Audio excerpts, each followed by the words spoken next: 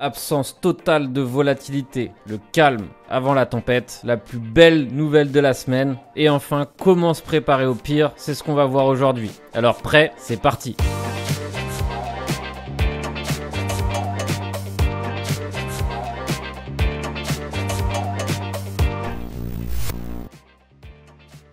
Bonjour à tous, bonsoir, il est 21h57 à l'heure où j'enregistre la vidéo, vous la verrez demain à 11h. Objectif comme d'habitude, essayer de cerner les marchés. On a un programme complet, pourquoi? Parce qu'il y a une absence totale de volatilité, donc qui dit absence de volatilité dit future opportunité. C'est ce qu'on va essayer de voir, on verra la plus belle nouvelle de la semaine qui va nous régaler. Vous allez voir qu'elle va vous faire extrêmement plaisir, ou en tout cas pour ma part elle me fait plaisir, mais je suis sûr que vous aussi, elle vous régalera. On verra évidemment du coup comment se préparer de façon ultime au pire. Pourquoi? Parce que vu finalement la conjoncture qu'on a actuellement sur le graphique, il faut évidemment se préparer à tout type de scénario. Et donc on va voir comment se préparer à tout type de scénario grâce aux options qui, je pense, est évidemment la meilleure façon de se prononcer sur cette absence de volatilité en ayant du temps, en ayant la possibilité de se préparer à l'avance, parce qu'évidemment, quand le marché surprend, c'est toujours quand on n'est pas disponible.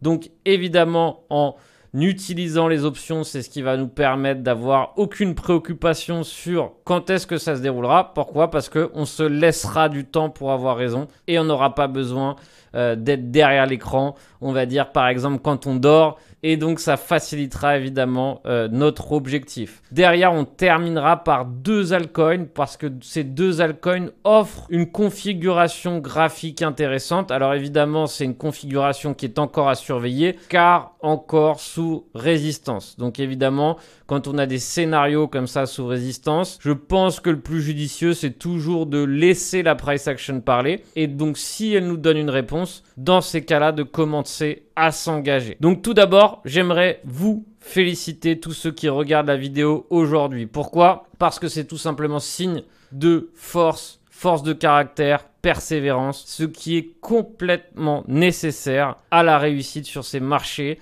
et surtout à la réussite en général. Dites-vous bien que 90% des gens ont déjà capitulé sur la crypto-monnaie. Ils n'en parlent plus. Ils veulent plus en entendre parler, ils veulent plus entendre parler trading et ils se sont complètement désengagés de ce milieu, ce qui est évidemment l'objectif d'un marché baissier. C'est-à-dire qu'un marché baissier permet finalement d'éliminer tout le surplus. Ce qui fait que derrière, à la fin, il n'y a plus que ceux qui croient réellement à ce marché qui sont encore là. Et c'est les seuls, ou en tout cas les rares, qui vont réussir au prochain cycle. Pourquoi? Parce que derrière, évidemment, ils seront déjà engagés, ils auront déjà leur nez là où il faut. Donc, bravo à vous. Bravo à vous parce que c'est dur. C'est dur finalement d'avoir peu de volatilité, c'est dur d'avoir des moments de volatilité très courts, donc il faut vraiment être là, sinon derrière après on fait plus rien. Donc tout ça crée, on va dire, un coussin de frustration excessif et derrière c'est pour ça que je vous félicite d'être là et d'être encore là à écouter mes vidéos et de partager du temps avec moi et la communauté. Et vraiment en tout cas sachez que vous êtes au-dessus de la majorité, rien que par ce fait. D'ailleurs, j'en profite pour que vous aussi, vous m'encouragiez à continuer de publier ces vidéos en suivant la chaîne, en mettant un pouce, en commentant. Tout ça, c'est ce qui permet derrière de montrer que derrière, ces vidéos aussi vous intéressent et que vous voulez continuer à voir ce type de vidéos. Donc, n'hésitez pas à follow, je sais que parfois on a la flemme d'appuyer sur le petit bouton. Combien de chaînes auparavant, je regardais toutes les vidéos et derrière je ne suivais pas. Maintenant évidemment que j'ai une chaîne YouTube, je me force à chaque vidéo que je regarde de suivre la chaîne, ça coûte rien. Ensuite, j'ai oublié de préciser tout à l'heure dans le menu qu'on terminera par le quiz et le gagnant de la semaine dernière. Alors j'adore faire ces quiz, pourquoi? Parce que ça teste vos connaissances, ça permet de savoir si vous suivez. Et derrière, à la fin, ça fait un petit bonus pour celui qui est tiré au sort et qui a donné la bonne réponse. Donc d'abord, on va commencer cette analyse par regarder le Bitcoin qui est complètement amorphe. On est en fait sur un graphique du Bitcoin qui est dans son plus bas historique en termes de volatilité. C'est-à-dire qu'actuellement, finalement, les mouvements moyens du Bitcoin sont au plus bas de son histoire ou en tout cas depuis très longtemps. Regardez ici, par exemple, l'ampleur des mouvements précédents et maintenant l'ampleur finalement des mouvements qu'on a actuellement. C'est une faible volatilité qui donne évidemment une superbe opportunité de profit pour les shorteurs de vol. Actuellement, c'est eux qui ont la gagne. C'est pour ça que par exemple, quand je vais proposer finalement les plans pour se préparer au pire, on va être en contre-tendance de ce short vol. Mais derrière, quand la volatilité est si bas, c'est parce que il va se préparer quelque chose de très puissant. Lorsqu'on a aussi peu d'intérêt, aussi peu de volatilité, il vaut mieux se préparer à justement qu'il y en ait. D'accord? Ça ne sera pas éternellement dans cette situation. Donc, je vous invite, et c'est ce qu'on va faire sur cette chaîne en exclusivité, parce que je suppose que peu de gens en parlent, on va se préparer au meilleur et au pire. C'est-à-dire que derrière, on va pouvoir avoir un scénario bilatéral. Alors, ça va pas être obligatoire de se placer dans les deux sens, mais ça va nous permettre au moins, on va dire, de tirer profit, peu importe le côté dans lequel va exploser cette volatilité. Alors, on va d'abord regarder le graphique en weekly. On a une bougie weekly qui est en train de se dessiner, qui est entre guillemets semi-intéressante. Pourquoi semi-intéressante? Parce que vous voyez qu'on a finalement réussi à s'affranchir de la bougie de la semaine dernière par le haut. Alors, c'est pas un énorme signal haussier, ça nous montre juste finalement l'envie qu'a le prix ici d'aller chercher de la liquidité plus haut. En outre finalement de ce niveau clé qu'on a réussi, on va dire, à gratter, parce qu'on n'a rien fait de plus, on est juste venu gratter. Vous voyez que ça correspond à une clôture weekly, une autre clôture weekly, un autre haut weekly et ce dernier haut weekly de la semaine dernière. Alors on va faire une micro-zone, comme ça finalement ça va nous permettre d'englober plus de niveaux. Pourquoi? Parce que comme ça c'est plus pertinent, parce qu'actuellement c'est un petit peu notre zone de résistance ultime qui derrière actuellement, c'est elle qui nous fait barrage, en tout cas depuis 1, 2, 3, 4 semaines. Donc rappelez-vous un petit peu comment a agi le Bitcoin les semaines précédentes. D'accord? C'est très important d'avoir, on va dire, cette vue, on va dire ce paysage et comprendre un petit peu le comportement de la bête ces derniers jours. Et vous voyez que finalement, depuis quelques mois, la bête agit de cette façon. Elle agit d'une façon assez sauvage, à savoir absence de vol pendant 3, 4, 5, 6 semaines, 9 semaines, explosion, retour de la vol. Faible, d'accord? Parce que derrière, la vol se rétracte très rapidement. 3, 4, 5, 6, 7, 8, 9 semaines, 9-8 barres de consolidation, la bête repart. D'accord? Donc actuellement, finalement, c'est le comportement actuel du prix. Dernier mouvement, on a eu encore plus. On a eu pareil. 10 semaines consécutives de consolidation, sauf si on prend ces 3-4 bougies. Mais derrière, je suis juste parti d'ici. Donc, on a à peu près une moyenne de 9 semaines où le prix ne bouge pas avant le mouvement significatif. Donc, vous voyez qu'actuellement, la semaine prochaine, on va arriver, donc cette semaine qui arrive, on va arriver à 9 barres. Donc,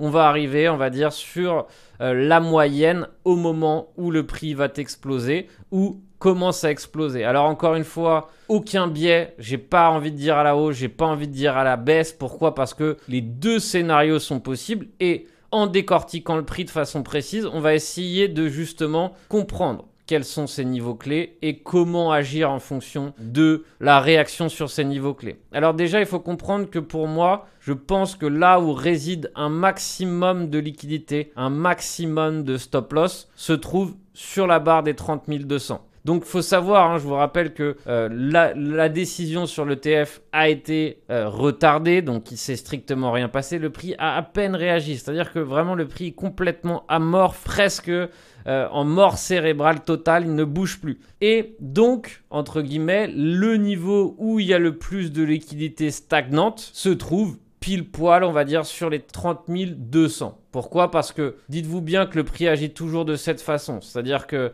le prix offre un niveau, offre une résistance, hein, une résistance classique, rien de plus ou de moins qu'une résistance. Que fait évidemment le prix? Il a tendance à stagner en dessous, il percute, tape, on crée finalement un énorme paquet de stop loss ici qui réside, d'accord? Un énorme paquet de liquidités qui, et du coup, n'attend qu'une chose, c'est d'être prise. Et donc derrière, hein, finalement, on a ce niveau qui sert de résistance. Derrière, les stop loss s'accumulent, les positions agressives short s'accumulent.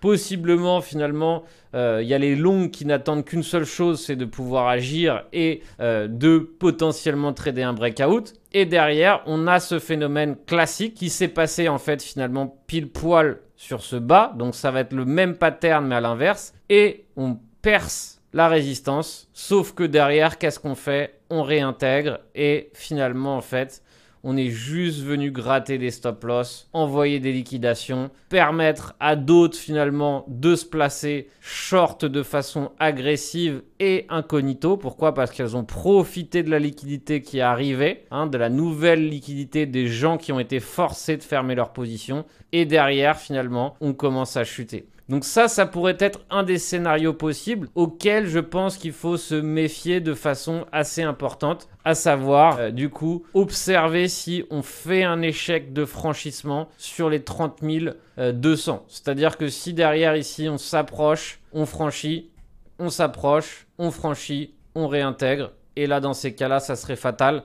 Pourquoi? Parce que je pense qu'on attaquerait évidemment à nouveau le bas et probablement que finalement le bas finira par céder. D'accord? Ça peut aller extrêmement vite, on va dire, chercher les 25K sans difficulté. Je vous rappelle que bien qu'on aille chercher les 25K, on va dire, hein, qui représentent ce creux significatif, hein, regardez, c'est une belle extrémité, bien qu'on vienne chercher les 25K de façon rapide, brutale, rien n'empêche que par la suite, on revienne chercher les 32K en quelques instants. N'oubliez pas que c'est comme ça que fait le prix, d'accord? Le prix, c'est justement le meilleur pour créer des pulsions violentes et derrière, finalement, en quelques bougies, rattraper ces pulsions violentes. Il n'y a qu'à voir ce scénario où derrière, on avait cette accumulation sous résistance qui s'était générée. On avait du coup voilà, cet arrêt brutal de la vol sur les sommets. On n'a pas réussi à s'en affranchir. Derrière, on a commencé à chuter. On est venu gratter toute la liquidité qui résidait sous ce creux.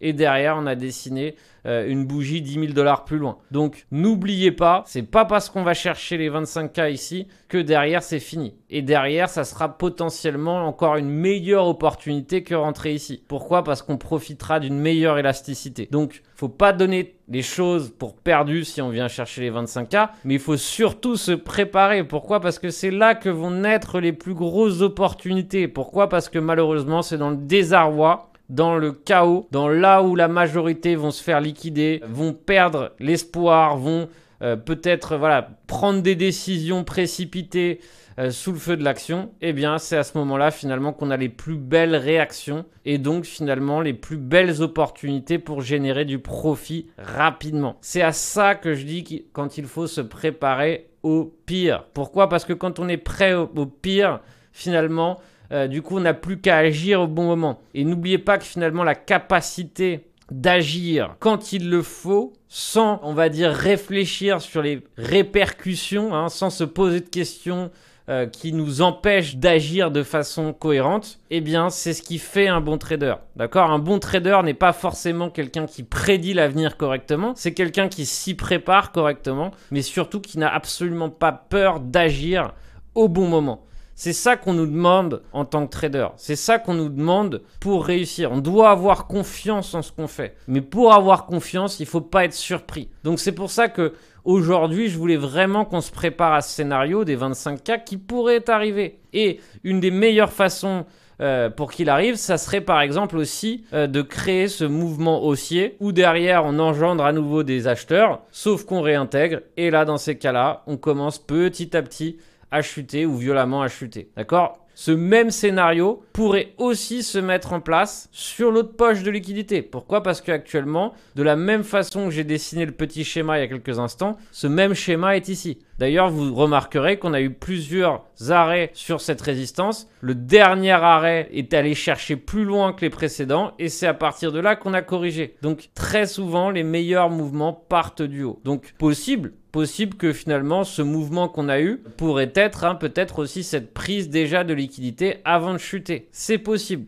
Encore une fois, tout est strictement possible. Mais derrière, je ne serais pas forcément étonné qu'on ait, pourquoi pas, une autre prise de liquidité. Alors encore une fois, ça ne veut pas dire que je suis baissier, ça ne veut pas dire que je pense que c'est fini. Ça veut tout simplement dire qu'en cas de scénario évoqué, je me préparerai de telle façon et j'agirai de telle façon. C'est-à-dire que si par exemple on perd comme ceci le niveau que j'ai évoqué, eh bien dans ces cas-là, dès qu'on aurait à réintégrer, je m'activerai, en tout cas je me préparerai pour justement trader ce scénario baissier. Pour l'instant, ce que je vais faire, c'est surtout surveiller qu'est-ce qui va se passer à la suite de ce week-end.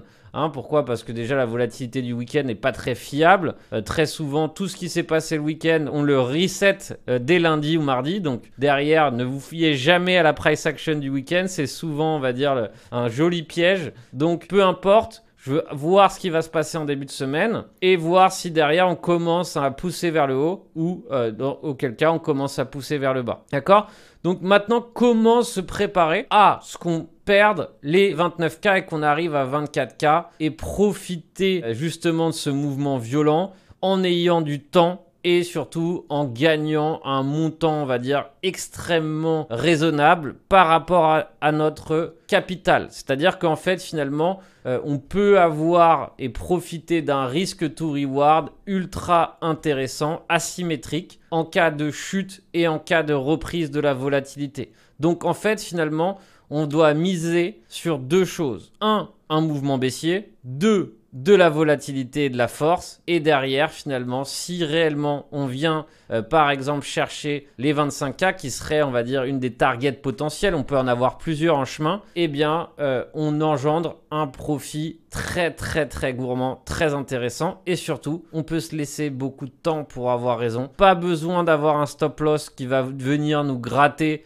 on va dire, notre liquidité et qui va venir nous sortir alors qu'on avait potentiellement raison. Non, là, derrière, tout est inclus dans la position. On a un stop qui est inclus dans la position. Pourquoi? Parce qu'on ne peut pas perdre plus que ce qu'on a risqué. Donc, finalement, ça offre une position très avantageuse. Alors, comment faire ça?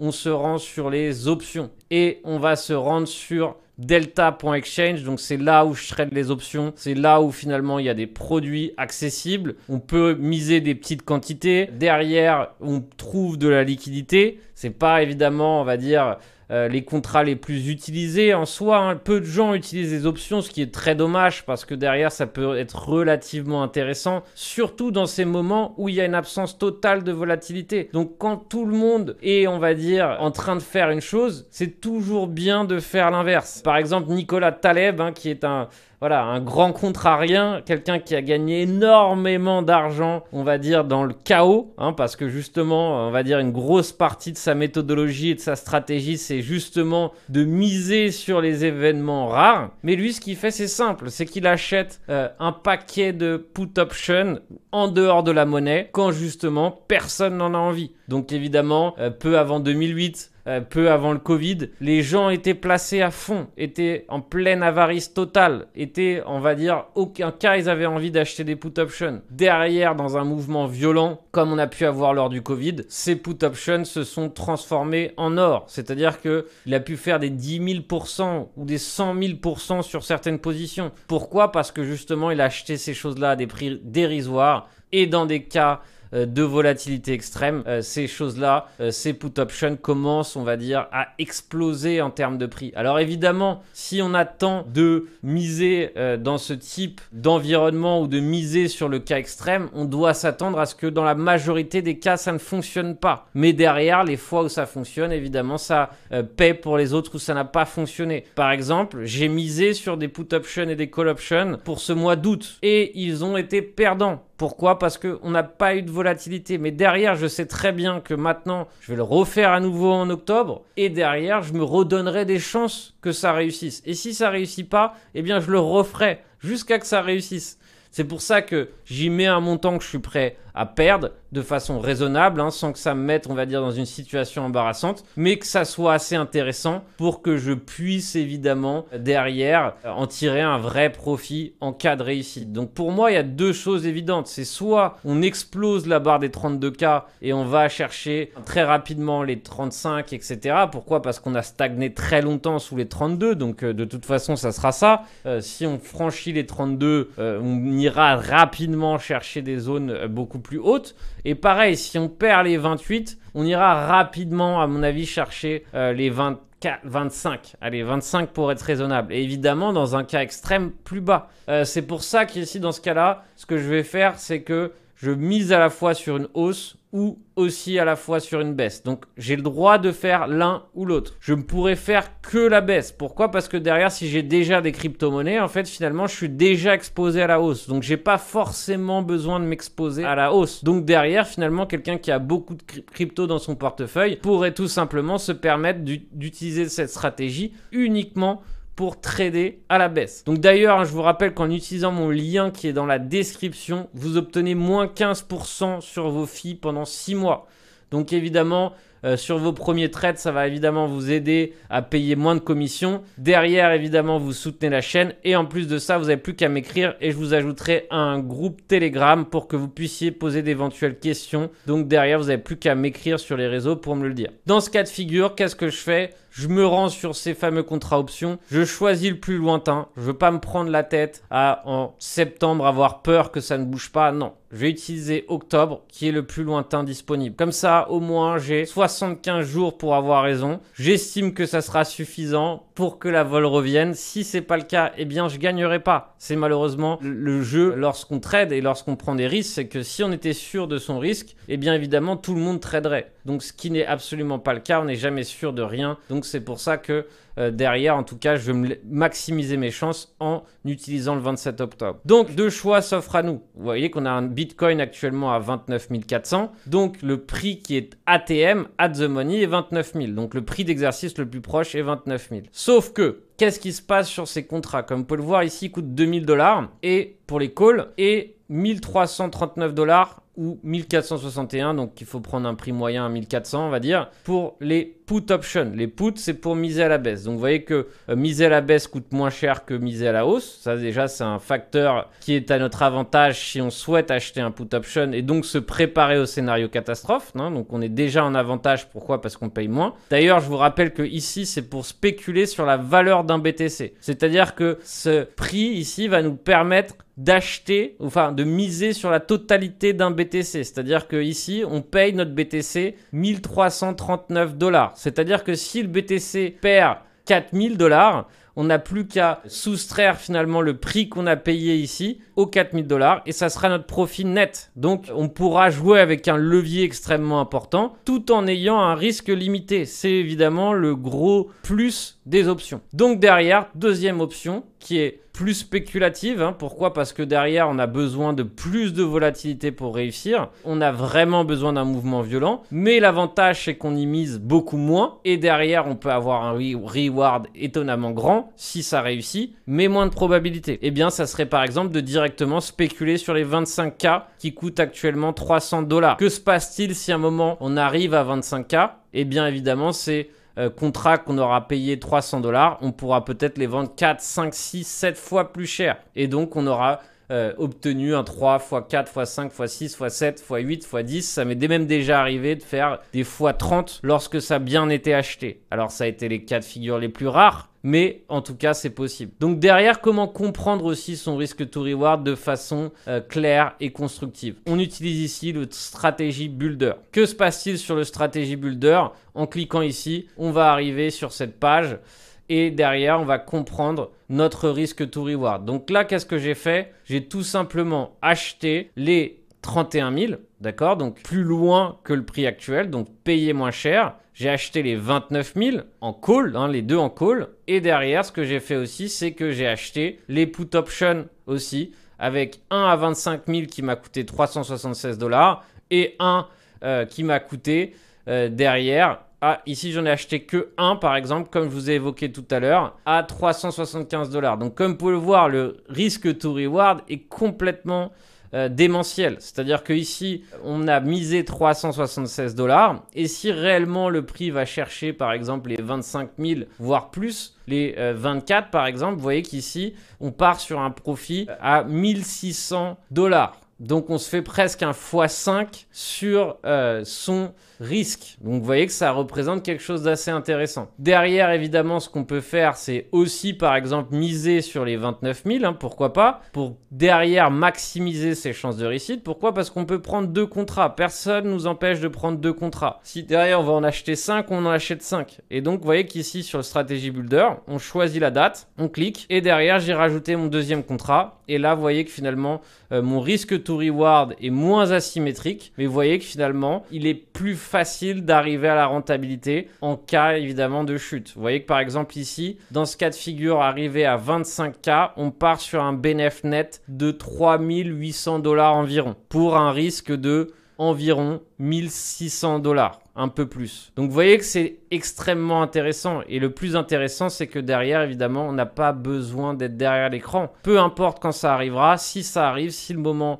clé arrive, on est prêt et on a déjà envoyé la sauce. Pourquoi? Parce qu'on a déjà tiré nos cartouches. Donc voilà finalement ma façon de me préparer au pire. Ça m'a servi de très nombreuses fois de me préparer de cette façon. Et c'est pour ça que je vous conseille de vous préparer de cette façon. Derrière, vous avez plusieurs coups d'avance sur les personnes qui vont se réveiller tôt ou tard. Encore une fois, personne ne vous oblige à spéculer à la baisse. D'accord? La baisse est une protection. C'est ce qu'on appelle du hedging. D'ailleurs, je vous rappelle que dans mon pack débutant d'été, qui vous offre 20% de réduction sur des packs VOD qu'on a mis en place pour l'été, dans la formation débutant, vous avez la formation hedging qui vous explique tous les tenants et aboutissants de cette méthodologie hedging. Donc derrière, finalement, dans ce pack d'été, c'est inclus. Ces packs d'été que j'ai formés, on a fait exprès d'avoir plusieurs formations, on va dire, variées pour que derrière, vous ayez un pack ultra complet lorsque vous vous mettez à trader. C'est pour ça que on a mis en place ces packs d'été et qu'en plus ces packs d'été, finalement, en plus de vous offrir 20%, vous allez avoir un mois de Discord offert. Donc profitez de cette,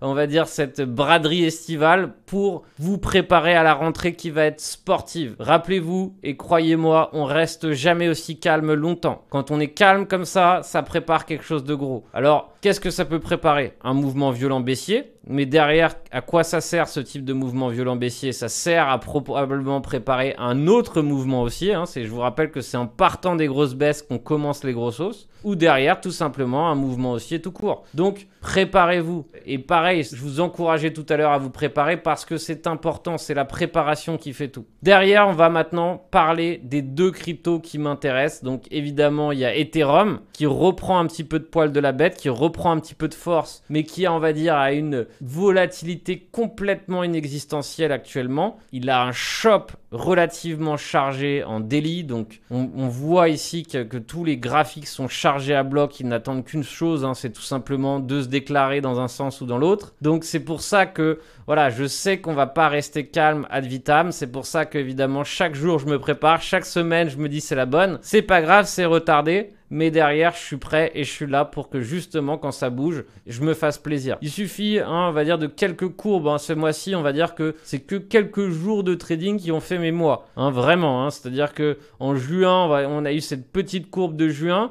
C'est celle qui a participé grandement à ma rentabilité de ce trimestre. Pareil ici, la petite courbe ici qu'on a eue en début juillet, c'est elle aussi qui a participé, on va dire, à grandir, on va dire, mon equity ce mois-ci. Ce mois-ci, c'est quasi morbide. J'ai très très peu emmagasiné de profit. Des micro-gains, mais rien de spécial. Mais c'est normal, c'est-à-dire que si je m'engage pas, si je teste pas, je ne saurais pas si justement cette semaine est la bonne. C'est pour ça qu'il faut continuer à persévérer. Donc derrière, vous voyez qu'ici le shop est chargé à fond. On a 2 zones clés, comme pour le Bitcoin. On a, on va dire, toute une poche de liquidité énorme qui traîne sur les 1894. 1880, donc ici on aura bientôt une réponse sur la suite, voir si oui ou non on va réussir ou pas à s'attaquer à cette énorme poche de liquidité. Pareil, on a une énorme poche qui traîne à 1800. derrière, on va dire que les prochains niveaux les plus significatifs sont à 1700, voire plus bas à 1600 et quelques. Donc toutes ces zones-là sont les zones à surveiller de très près. Évidemment, derrière, on a notre macro résistance des 2000. Derrière, si elle se franchit, si elle est tôt ou tard franchie, c'est là que va commencer réellement la fête. D'accord? Pourquoi? Parce que c'est là que réellement va pouvoir, on va dire, s'élancer l'Ethereum qui est bloqué, on va dire, depuis très longtemps sous cette résistance des 2K. Derrière, le dernier coin avant, évidemment, le verdict du gagnant du concours de la semaine dernière. Évidemment, on relance un quiz cette semaine, donc préparez vos connaissances parce que derrière, encore une fois, on va essayer de tester, on va dire, votre réactivité. Alors, c'est Solana, d'accord? Solana est aussi chargé à bloc sur toutes les unités de temps. Il a actuellement une résistance majeure qu'il bloque, mais derrière, finalement, pas grand-chose ensuite. Alors évidemment, quand on est sous résistance, à chaque fois, c'est la même. C'est-à-dire qu'on est encore sous résistance. Alors, on ne se réjouit pas tant que la résistance n'est pas franchie. Et vous voyez qu'actuellement, finalement, on a ce niveau des 25,75 $ qui bloque le prix. Vous voyez qu'actuellement, ça a été notre zone ici en haut de range. C'est cette zone-là qui a servi de top en février. C'est cette zone-là qui a servi de top le 17 avril. Et c'est actuellement celle qui a servi de top le 27 juillet. Sauf que ici, vous voyez que le prix est résilient. Il tient le pivot des 22 $. Vous voyez qu'ici, le niveau a fortement réagi sur les 22 $. Continue de réagir favorablement. Continue de s'aimanter, d'embrasser cette résistance des 25. Et derrière, l'avantage, c'est que le shop est chargé en daily. Le shop est chargé en 4 heures. Donc finalement, si quelque chose se déclare et que réellement on arrive à franchir les 25 confortablement, c'est-à-dire que vraiment, il ne faut pas que ça réintègre parce que sinon c'est pareil, c'est retour à l'envoyeur. Mais si réellement on arrive à s'en sortir ici des 25, ça ira très vite. Ça ira très vite chercher les 29 qui représentent actuellement 29,30, notre résistance macro. Derrière, qu'est-ce qui se passe? On verra par la suite. Ça sert à rien évidemment de faire des plans sur la comète comme on dit. D'abord, on traite ce qu'il y a, ce qu'on voit. Il y a déjà assez à faire avec ce qui se passe tout de suite. Derrière, si à un moment donné on s'affranchit des 30, on réfléchira à ce moment-là. Mais derrière, évidemment, ça pourra s'envenimer très rapidement. Pourquoi? Parce que vous voyez qu'on a peu de résistance sous les 30. Le prochain niveau, c'est déjà 38 qui représente ici le top du mois de novembre. Donc c'est évidemment le niveau le plus attendu et qui sera évidemment une résistance ultime si on s'y rend. Donc le quiz. La semaine dernière, je vous demandais quel est 61,8 du dernier mouvement baissier total sur le Bitcoin. Alors c'était un petit piège. Pourquoi? Parce que le mouvement baissier total se trouve évidemment là-haut. Donc en fait, on part du haut, 69 000 vers le bas. Complet ici, les 14 000 et quelques, 14 500. Et derrière, les 61,8 nous donnent ici 48 650. Donc, pas beaucoup de gens ont réussi à donner la bonne réponse. Pas mal de gens sont tombés dans le piège. Donc, c'est pas grave, c'est normal, il y avait un petit piège. Du coup, le gagnant est Hiro Shinzis 22. D'accord, c'est lui qui a donné la bonne réponse. Du coup, c'est lui le gagnant. Voilà, un mois de newsletter pro. Donc, on sera ravis. Je serai ravi de t'envoyer la newsletter pro pendant un mois. Derrière, évidemment, tu nous envoies un texte sur les Discord ou sur les réseaux sociaux. Tu m'écris et derrière, évidemment, je te donnerai ton mois de Discord. D'accord? Donc, bravo, bien joué. Il a réussi à vaincre le petit piège que j'ai mis en place. Et maintenant, on va refaire un petit quiz. Alors, personnellement, sur ce quiz, on va travailler les extensions de Fibonacci. Pourquoi? Parce que j'adore travailler avec Fibo. Pourquoi? Parce que c'est ultra précis, c'est ultra utilisé ici dans ce milieu. Et derrière, ça va nous permettre de réviser les extensions de Fibo. Alors, où se trouverait l'extension haussière des 1,61,8 sur le dernier mouvement H4 Arbitrum? Donc, voyez encore un petit défi. Donc, bien interpréter ce que j'ai dit. Où se trouverait l'extension des 1,61,8 haussière, donc l'extension haussière de ce dernier mouvement H4 sur Arbitrum. Donc, la totalité du dernier mouvement H4. Quelle est l'extension? Voici le petit quiz de la semaine. Comme d'habitude, une newsletter pro à gagner. Derrière, je vous rappelle que je l'envoie chaque semaine, donc chaque semaine des plans. N'oubliez pas de profiter des offres d'été qui vont vous permettre évidemment aussi d'économiser et de vous préparer à la rentrée. Et comme d'habitude, on se retrouve très bientôt sur YouTube ou sur les réseaux. Excellent trading à tous. Ciao, ciao, ciao.